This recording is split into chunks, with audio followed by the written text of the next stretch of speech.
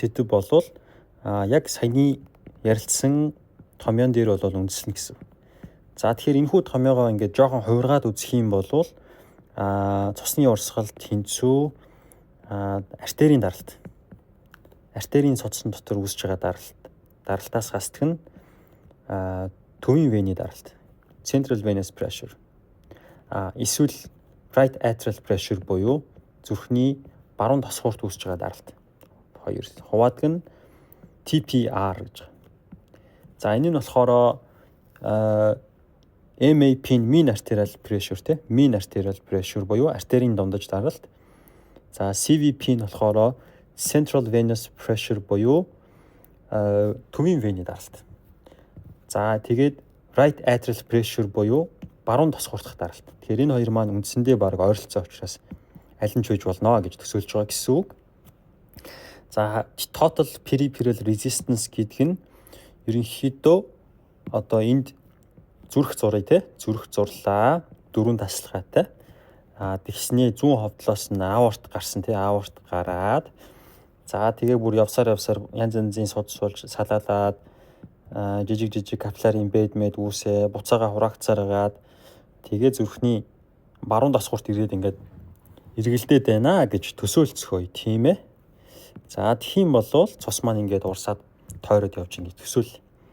За тэгэхээр том артер дотор үүсэж байгаа даралтыг бол бид бүхэн MAP гэж хэлээд байгаа юм л да. MAP зааж MAP За харин зүрхэнд эргэж ирж явах үед үүсэж байгаа тэр том венүүдэд үүсэж байгаа даралтыг болохоор CVP гэж нэрлэж байгаа юм. Эсвэл right atrium дотор үүсэж байгаа энэхүү даралтыг бол right atrial pressure буюу RAP гэж нэрлэдэг байгаа юм.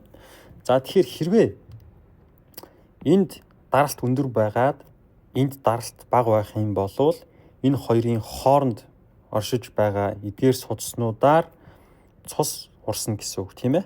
Яагаад гэвэл даралтын зүрүү байгаа учраас хоёр хоолойны хоёр тал даралтын зүрүү байгаа учраас тэр хоолоогоор шингэн бие бинийгээ түлхэж шахаж урснаа гэсэн үг. Энэ бол их хэрэглтийн одоо замыг бол харуулсан байна тийм ээ. Цусны их хэрэглтийг харуулсан байна.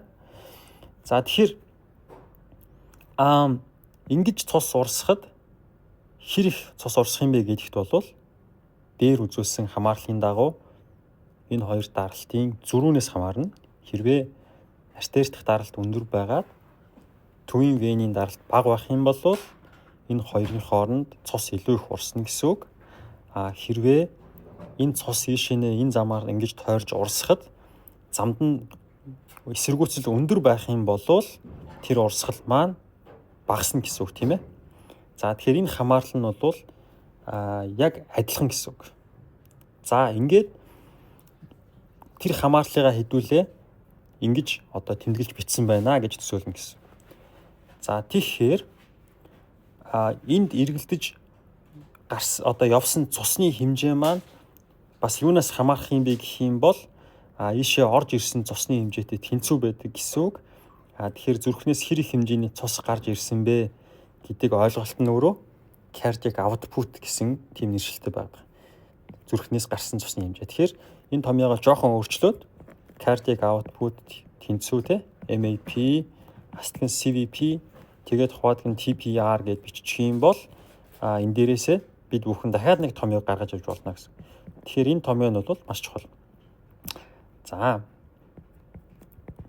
зүгээр амар тийм хэцүү бол математик ерөөсөө биш. Зүгээр л маш энгийн математик. Тэгэнгүүтээ зүгээр яг нэг физиологт заадаг хэлбэрээр нь заахыг хичээж байгаа учраас баахан томьёо болоод байгаа гэсэн үг шүү. За тэрнээс нэгт.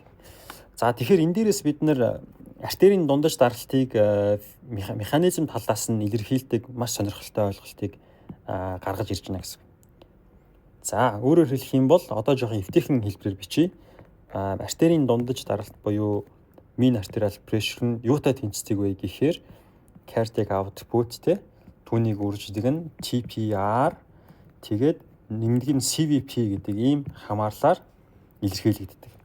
Тэгэхээр central venous pressure ерөнхийдөө маш бага байдаг учраас 0 бараг 0 байдаг учраас энийг exclude хийж хасаад тэгээд зөвхөн энэ хэсгийг нь артерийн даралтын одоо илэрхийлэх томьёо механизмын томьёо гэдэг байдлаар гаргаж авч болно гэсэн. За ингээд энэ бол артерийн даралтын томьёо гэсэн. За энэ дээрээс бид нар юуг харж болох вэ гэх юм бол хэрвээ ийм Yonk's байсан байлаа гэж төсөөлөх юм бол айгүй амар надад санагдсан. Энэ Yonk's-ын дотор ус байна гэж төсөөлье. За тэгээд энэ усны тодорхой төвшинг бүгдээрээ даралтын үзүүлэлт гэж төсөөлье тий. За яг энэ улаан цэг дээр даралт ийм байлаа гэж төсөөлье. За тэгээд артерийн судасны салгаануудыг бүгдээрээ нэг юм цорог болгоод одоо энд зурчий. За тэгээд энэ цоргоор бол яг уу гэхээр доошоно цус маань урсчин гэж төсөөлөх хэрэгтэй.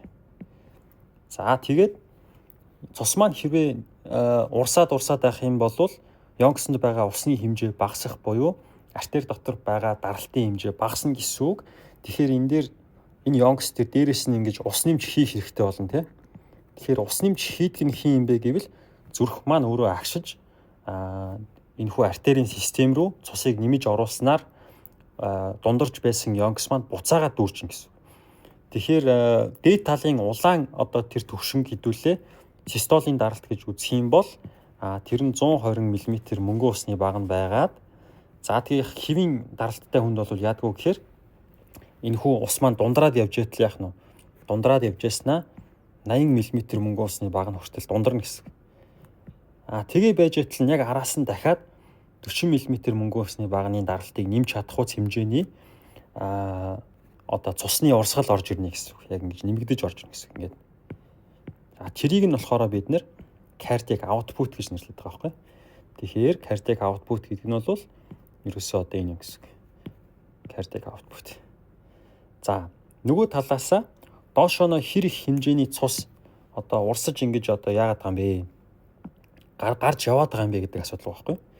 Тэгэхээр энэ усны хэмжээ хэр их урсаж одоо артерийн систем рүү урсах вэ гэдгийг хэн шийдэх вэ гэвэл энэхүү нарийн цоргоны карант шийднэ гэсэн үг тийм. Тэгэхээр тэр карант нь одоо юу гэдэг нэг юм карант байлаа гэж төсөөлье л доо.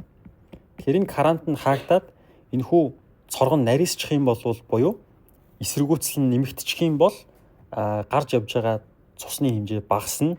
Yonk's-нд үлдэх хэмжээний цус бол арай жоохон ихсэн буюу дундрах нь арай удаашрна гэсэн үг. Тэгэхээр одоо энэхүү харьцуулалтаас ингээ харах юм бол цоргыг хэр бид нэр одоо нарийнхан болгох уу, өргөн болгох уу, хэр их хэмжээний одоо цусыг Yonk's-ын дээрээс нэмэх үү гэдэг энэхүү хоёр хамаарал маань Yonk's-ын дотор хэр их ус байгаад хэр их даралтыг үүсгэх вэ гэдгийг шийдэж гин гэсэн үг тийм ээ.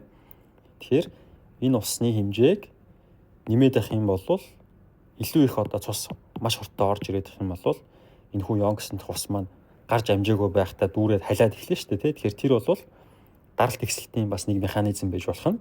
Нөгөө талаасаа яг адилхан хэмжээний цус орж ирээд байж байтал карант нь одоо чинь эндээ хаагдаад гарч байгаа цусны хэмжээ багасаад удаашраад ирэх юм бол багаар цус маань халиад тэлээд одоо тийм болох нь шүү дээ. Тэгэхээр тэр бол нөгөө цусны даралт ихсэх бас нэгэн механизм байдаг байх нэ. За цаашлах юм бол бөөрийн хичээл дээр ярилцсан гэж бодож байна.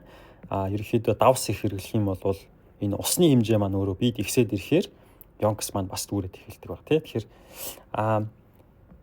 артерийн дундаж даралт бол даралтын одоо үүсэх механизмыг харуулдаг томьёо нь MAP тэнцүү CO гүйцэтгэн TPR гэсэн энэхүү томьёо байдаг юм аа. За энэхүү томьёог ойлгосон байх гэж найдаж байна.